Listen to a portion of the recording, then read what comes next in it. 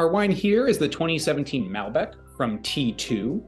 This Malbec is been aged in barrel for almost 2 whole years, and you can really taste that. Not so much from any overt barrel flavor such as baking spice or coconut or vanilla or chocolate, but more from both the integration and the roundness of this wine. All that time in barrel has allowed this wine to really join together, has allowed the tannins to become more and more complex and elegant and silky, and this wine just glides over your palate.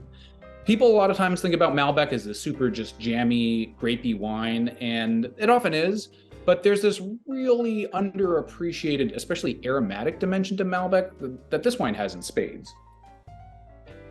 This might be my barbecue wine. What do you think?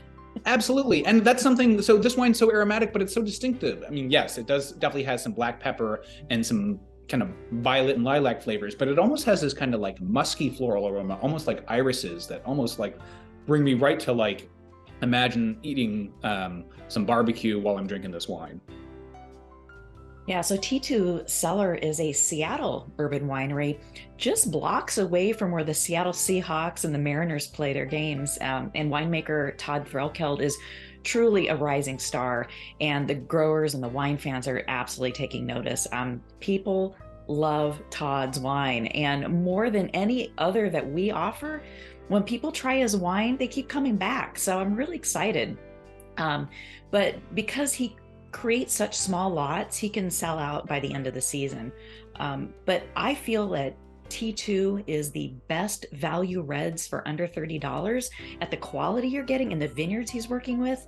Because he is new, his prices are a little, more affordable. And it's like, oh, just snatch them up, they're incredible. And Todd's been working with a lot of great vineyards in Eastern Washington for years. He really brings an expertise to his winemaking so that regardless of the price point, the wines are always balanced.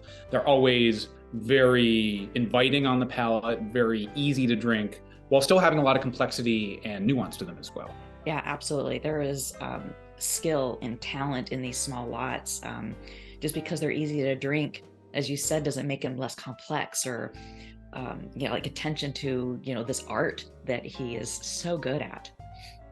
And Todd's great at both blends. He makes some really interesting blended wines, but he also has some pretty interesting single varietal wines too, which this is one of them. And I think he's really spotlighting. A lot of times, Malbec is common enough to see by itself, but he'll also champion other varietals that you don't always see just by themselves in a bottle.